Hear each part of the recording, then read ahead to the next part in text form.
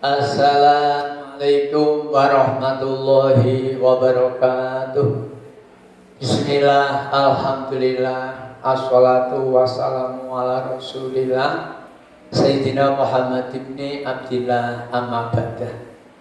Kepada para siswa kelas 8 yang saya sayangi, kali ini pertemuan di awal tahun ajaran 2020-2021 yang bersamaan dengan adanya corona.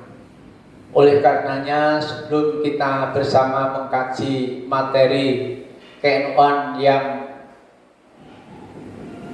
berikutnya untuk jajaran di kelas 8, mari kita berdoa minta pada Allah dan Kang Rahman Rahim, semoga corona yang sekarang kita bersama atau umat manusia seluruhnya yang saat sekarang merasakan efek dari corona, semoga Allah cepat menghilangkan atau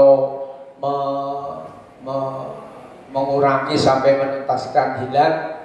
Mari kita bersama membaca surat Al-Fatihah. Semoga Allah dan Kang Rahman Rahim mengkabulkan, mengijabahi tujuan kita bersama.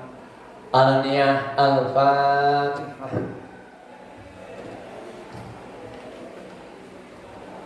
Demikianlah untuk mengawali pelajaran KN1 pada kali ini. Kalau kemarin di tahapan kelas 7 pelajaran bab yang terakhir yaitu mengenai amalan Ahlussunnah wal Jamaah yang menyangkut ada apa itu tahlil, apa itu ziarah kubur, apa itu berjanji dan seterusnya. Untuk di tahap sekarang kita akan memulai dengan hubungan Nahdlatul Ulama dan Ahlussunnah wal Jamaah secara akidah, syariat dan tasawuf.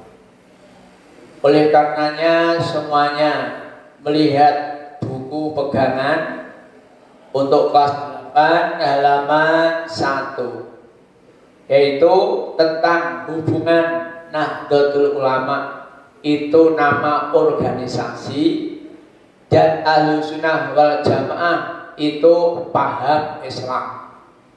Nanti kita akan bahas paham Islam itu ada 73. Sebagaimana pada waktu kelas 7 kemarin kita jelaskan, 73 paham Islam itu menurut dawe Kanjeng Nabi yang selamat hanyalah satu. Qila manhum ya Rasulullah, qala Ahlussunnah wal Jamaah.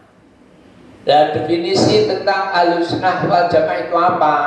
Nanti sambil berjalan kita jelaskan, meskipun dulu juga telah kita kaji bersama. Nah sekarang, kalau NU kepanjangan Nahdlatul Ulama itu nama organisasi atau jamiah. Jadi ada yang namanya organisasi, ada yang namanya partai. Kalau PDI Partai Demokrasi, kalau PKB Partai Kebangkitan Bangsa, kalau PPPP Partai. Lah bedanya apa organisasi karo partai? Organisasi yaitu kumpulan yang punya tujuan tapi tidak mencampuri urusan pemerintah. Itu jenis organisasi. Lah nek partai iku kumpulan yang punya tujuan tapi mencampuri urusan pemerintah. Bidane ngono. Organisasi iku kumpulan punya tujuan nek ora mencampuri urusan pemerintah. Contohnya Nahdlatul Ulama, contohnya lagi Muhammadiyah, contohnya lagi macam-macam, pokok pokoke organisasi iku kumpulan tujuan nek ora mencampuri urusan pemerintah. Lah nek sing partai iku kumpulan duwe tujuan nek mencampuri urusan pemerintah. Lah pemerintah iku ya mulai kon dhuwur iku presiden, gubernur, bupati, terus ngisore camat, ngisore neh iku petinggi, utawa lurah, ngepol ngisor iku RT. Iku sing ngurus tentang pemerintahan. Orang ngurusi organisasi. Dadi ana pilkades, kabeh ana pil apa kabeh iku wis ngono pemerintah, dadi organisasi. Ora melu nyamburi itu organisasi jamiah. Dana Ahlussunnah wal Jamaah yaiku paham Islam, ono paham Islam Ahlussunnah Jamaah, ono paham Islam Wahabiyah, ono paham Islam Ahmadiyah, Jabariyah, Qadariyah, dan seterusnya. Nanti kita kaji pada bab yang akan datang. Sekarang timbul pertanyaan, bagaimana hubungan NU dengan Ahlussunnah wal Jamaah? Paham Islam Ahlussunnah wal Jamaah itu punya 3 ajaran.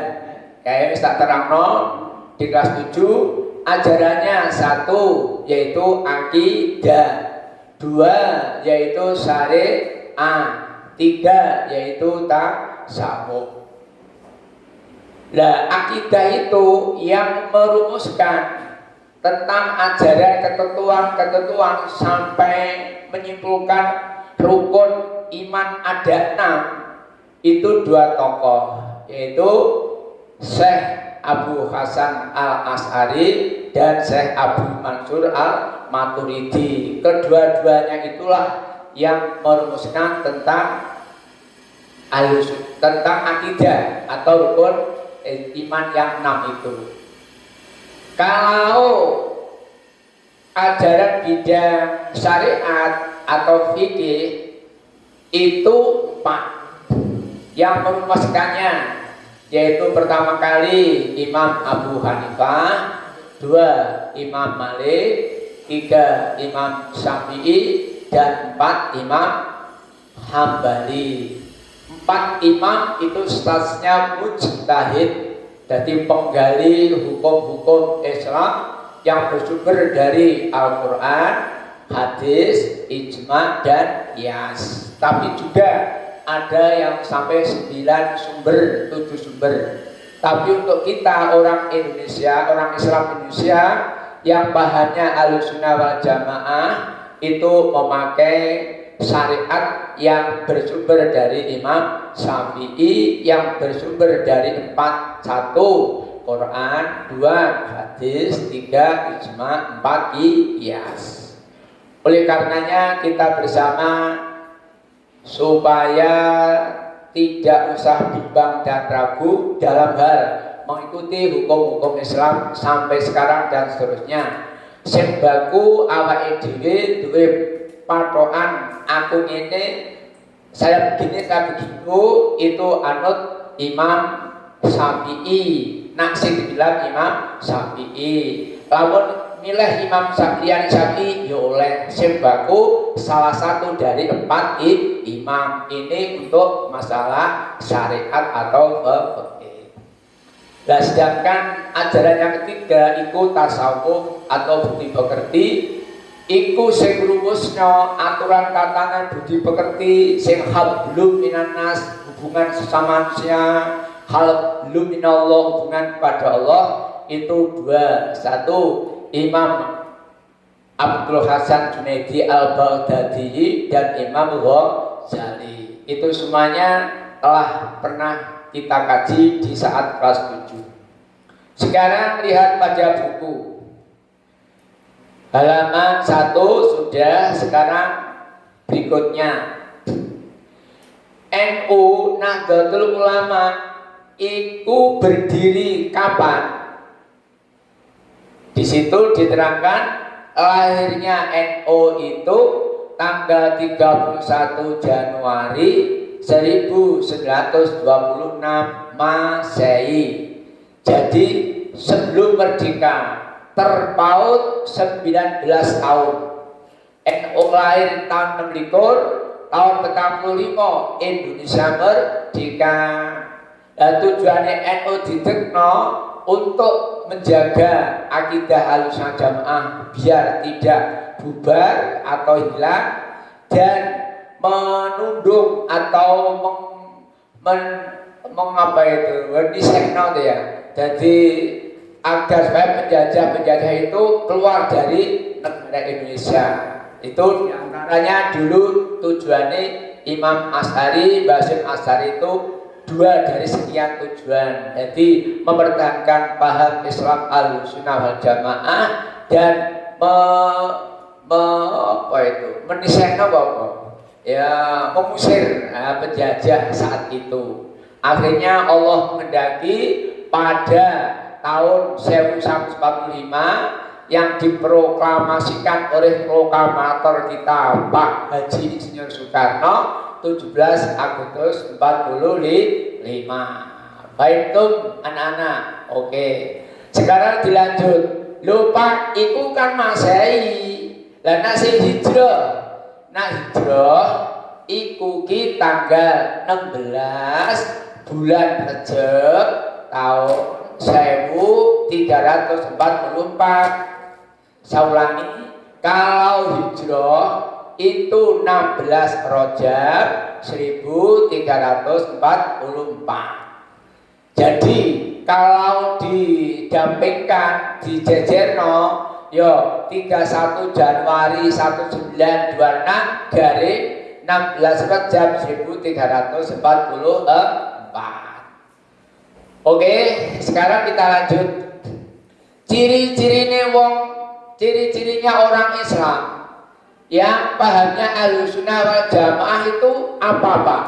Karena orang Islam di Indonesia kan banyak sekali. Lah untuk mengetahui identitas ciri-cirinya wong Islam sing pahamnya Ahlussunnah wal Jamaah, di sini pada buku ada 5. 1. Wongi orangnya, orang itu santun dalam menghadapi perbedaan. Jadi doni masyarakat, bono desa, kutha di mana sajalah, nah ono perbedaan pendapat, menghadapinya, merespon atau menanggapinya itu orang emosi, ning santun, ramah, tamah. Iku ciri-cirine wong Islam sing pahami Ahlussunnah wal Jamaah itu. Nah yang kedua, santun dalam hal mengamalkan ajaran Islam. Apa itu?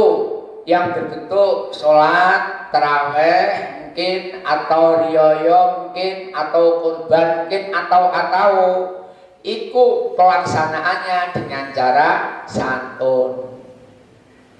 Yang berikutnya, ciri-cirine wong Islam paham Ahlussunnah Jamaah iku ora seneng utawa ora gampang. Ora gampang, ora seneng ngarani atau menuduh orang lain iku musyrik. Jadi tidak suka mengatakan, memonis kowe musyrik, kowe kafir, itu tidak. Nah ana wong Islam iku karakter lan pateke, ikulah ciri-cirine wong Islam sing pahame Ahlussunnah wal Jamaah. Berikutnya, ciri yang berikutnya yaitu dia orang Islam tadi bila mengajak orang lain untuk mau melakukan berbuat baik itu tidak model paksa.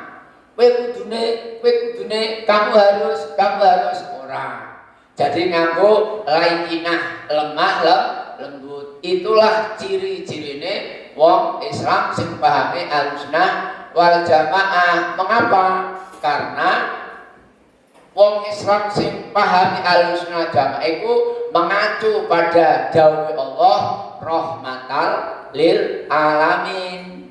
Jadi rahmah belas kasihan lil alamin yore lingkungan, boy berupa manusia, kewan, tumbuh-tumbuhan dan seterusnya.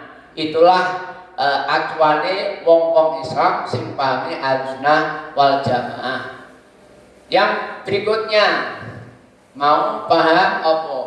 Paham akidah wis, kemudian wis oleh karenanya anak-anak semuanya itu nanti dibaca berikutnya, oke? Dan nanti untuk pertemuan berikutnya kita tambah. Nah, untuk penugasan kalian labnya yang ada di buku ini ya itu nanti dikerjakan. Besok kita sambung pada pertemuan yang berikutnya. Saya rasa cukup demikian, semoga bermanfaat. Akhirnya wassalamualaikum warahmatullahi wabarakatuh.